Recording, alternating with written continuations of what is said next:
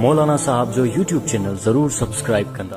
साईं, मां पंहिंजी घरवारी खे उन जे चाचे ऐं मामनि जे घर खां रोकींदो आहियां, हालांकि उन जा मामनि जा पुट ऐं चाचनि जा पुट उन जे घर में मौजूदु आहिनि। छा मुंहिंजो रोकणु इहो दुरुस्त आहे? अच्छा, मुड़ुस खे अलाह ताला हाकिम बनायो आहे। अलाह ताला इस्लाम जे अंदरि मुड़ुस खे हाकिम बनायो आहे। अर रिजालु क़व्वामून अला निसाए, मर्दनि खे अलाह ताला फरमायो असां हाकिम बणायोसीं कंहिं ते? औरतुनि जे मथां। कोई बि मुड़ुस आहे घरवारी खे मामनि जे घर इन तह ते नथो छॾे त उन मामे जा पुट नौजवान आहिनि। मुंहिंजी घरवारी बि नौजवान आहे, बदनज़री थींदी, मां न छॾींदुमि, त बिल्कुलु दुरुस्त आहे। मुड़ुस खे इहो हक़ु आहे, मुड़ुस खे इहो हक़ु आहे त उनखे रोके। ईअं चवे त पंहिंजे इन नौजवाननि खे ॿिए कंहिं साइड ते छॾियो, पोइ मां पंहिंजी घरवारी खे वठी ईंदुमि। चाचे जो घरु आहे, छोकिरी जो चाचो आहे, उनजे घर में उनजो सौट नौजवान आहिनि। अगरि मुड़ुस रोके थो, मुड़ुस खे हक़ु आहे। मुड़ुस रोके थो न त मुड़ुस खे हक़ु आहे। छाजे करे? इन पर्दे जो हुकुम अल्लाह रब्बुल इज़्ज़त क़ुरान हकीम में ॾिनो आहे।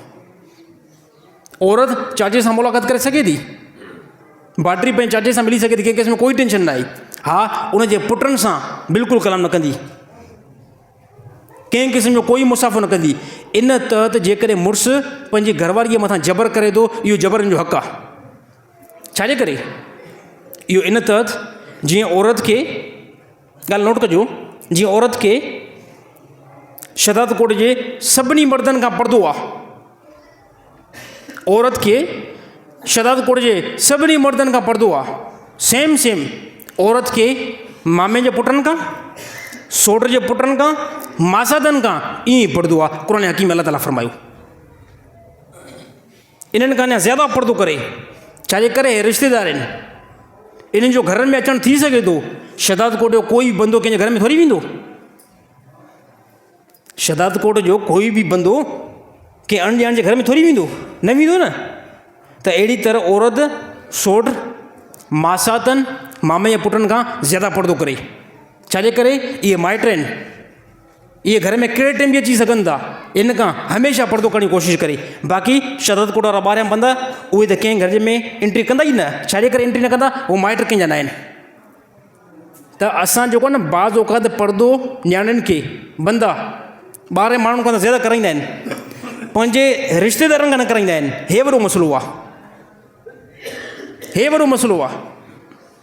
त जीअं जीअं बंदो लाड़काणे वारे मर्दनि खां, शदात कोट वारे मर्दनि खां, हर को बंदो पंहिंजे अहल खे पर्दो कराईंदो आहे, त यादि रहे, यादि रहे, यादि रहे, उन माइटनि खां ईअं ई पर्दो करायो जेके तव्हांजा माइट क्लोज़ आहिनि। जेके माइट क्लोज़ कहिड़ा माइट आहिनि? सौट क्लोज़ आहे, मासात जेको क्लोज़ आहे, मामे जा पुट क्लोज़ आहिनि। अञा ॿिया बि रिश्ता आहिनि जेको हिन टाइम मुंहिंजे ज़हन में फ़िलहालु नथा अचनि। ज़रूरी आहे, ईअं न त माइट थिया त पोइ बसि रस्तो खुलियलु आहे। छाजे करे? मुजीब रहमान जी इहा ॻाल्हि न आहे, मुजीब रहमान जी इहा ॻाल्हि न आहे। इहा ॻाल्हि जनाब मोहम्मद मुस्तफ़ा सल्लल्लाहु अलैहि वसल्लम जी आहे। चओ नबी सल्लल्लाहु अलैहि वसल्लम जी ॻाल्हि असांजे सर जो ताज आहे।